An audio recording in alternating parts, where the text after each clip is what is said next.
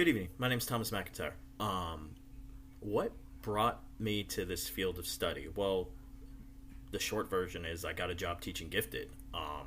I This is currently my second year teaching gifted and advanced classes, and at the end of this year, it will be my eighth year teaching secondary.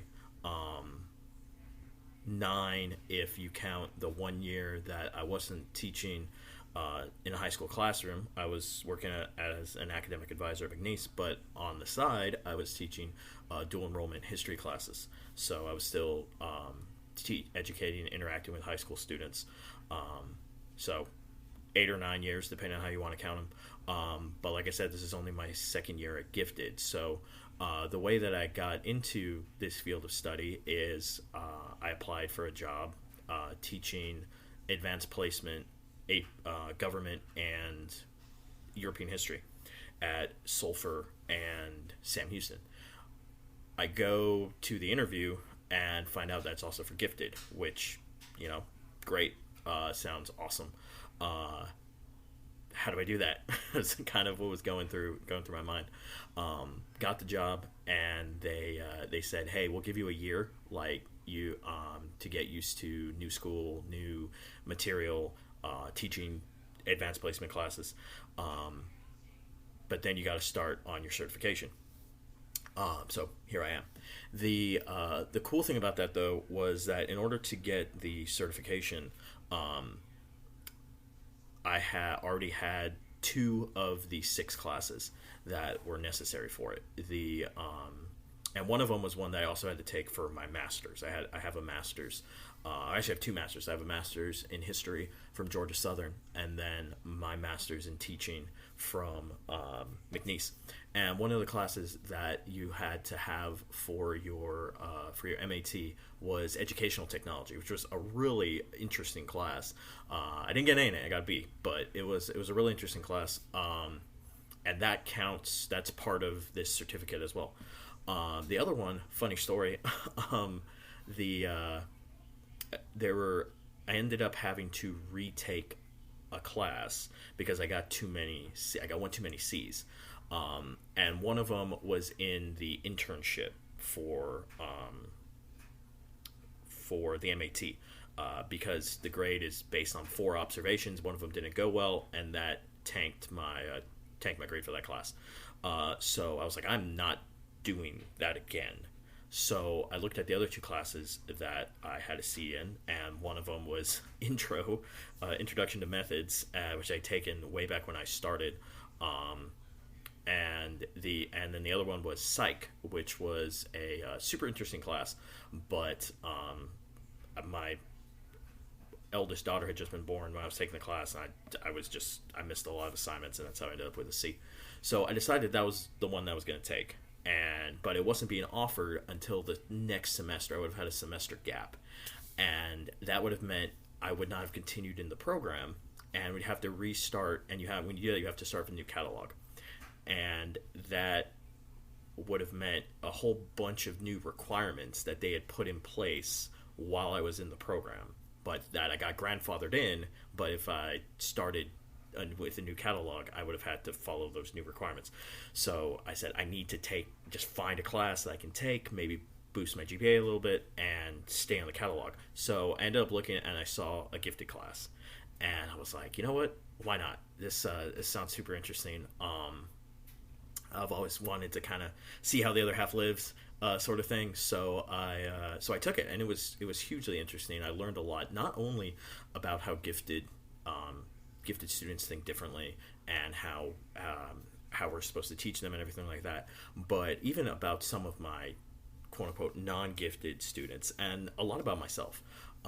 It was hugely informative, but I never thought that I would be taking more or teaching gifted students, and so I got this job, and here I am, needing to get certified, and thankfully, happy accident, Providence, whatever you want to call it. I'd already taken one of the classes and got an A in it, so that was pretty cool. So, long story short, that is where how I ended up coming to this field of study. Like I said, I teach at Sam Houston and Sulphur. And this year, actually, I'm teaching one class, two students, one class at Iowa. So I go in the morning to Iowa for first hour, then I drive from Iowa to Sulphur, teach there fourth and fifth, drive from there to Moss Bluff, teach at Sam Houston seventh, eighth, and that's my day. Actually, not. I don't mind driving, so it's not bad at all. And thankfully, I only have one prep this year. I was hired to teach AP Government and AP European History. Last year, I had one AP Euro class of originally seven, six kids by the end of it. This year, I only had 3 sign up. And so the school said, hey, with you driving all that time, you don't really have that much time to plan, and you've only got 3, so you're not gonna have this class. So I'm not teaching AP European History this year, which is, for me, is a little bit of a bummer, because I mean, that's what I focused on for a lot of my MA in history. So I really know the content material, and I really enjoy it. I really like teaching that class. 6 seniors. It was a really good class last year, but I get it, and I'm glad that I only have one prep, and I do actually get, even with all that driving, I do get a planning period. So that's awesome. I'm not complaining at all. But one of the things it does sort of bring to light is the strengths and the weaknesses of not as much the parish, but the schools that I teach at. The way they see gifted. At Sulphur, for example, I have 2 classes. Currently started with about 20 each class. Now we're down to 14 and 15. And last year, when I had the same amount of government classes there, I had 4 different rosters. So 2 for each period. One was marked regular, one was marked gifted, but they were together in the same class. This year, I don't have that. So I know there's students who are designated as gifted in my class, but I don't know who they are, which makes things a little interesting. At Sam Houston, it's different from last year as well. Sam Houston, last year they were all in one class, but again, separate rosters, so I knew who was gifted, who was designated as gifted, and who wasn't. This year, I have 2 separate classes. One that's all gifted, that's 7 students, or 8 students, and then one that's not designated as gifted, which is 12 students. So great class size, and everything like that. Again, really no complaints there. But what I do find interesting is that in both cases, this year and last year I had an AP European History class at Sam Houston, and they only had 2 students signed up, and so again they collapsed it, and they said, and they gave me a regular what I call general population world history class that I was teaching as in addition to the AP government. And when my superiors in the gifted and advanced studies department found out about that, they were not happy, because the students that had been in my AP Euro class were gifted, and they're like, this school should not be, you are a gifted teacher, the school should not be collapsing a gifted class and making you teach a regular ed class.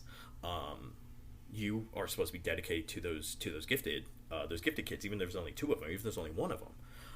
And then Sulphur did the same thing with 3, but they were actually in communication with my superiors and they okayed it, so it wasn't as much of a crisis in that regard. But it just, the willingness to, and I get it, we have a low level, we have a teacher shortage, especially qualified teachers, and they need them to teach the regular classes too, and I'm more than happy to do that, but it does leave, like, those. I had one gifted student in the AP Euro class I was supposed to have this year, and now she's taking regular world history. It does leave questions about like the level of education and, you know, how well we're actually serving our gifted and advanced students in that regard. So that's just something I've been rolling that around in my head all year. So that might be something, a direction that I go in with my project. But anyway, thanks for listening. I'm looking forward to this class. I'm looking forward to working with all of you. Have a wonderful rest of your evening.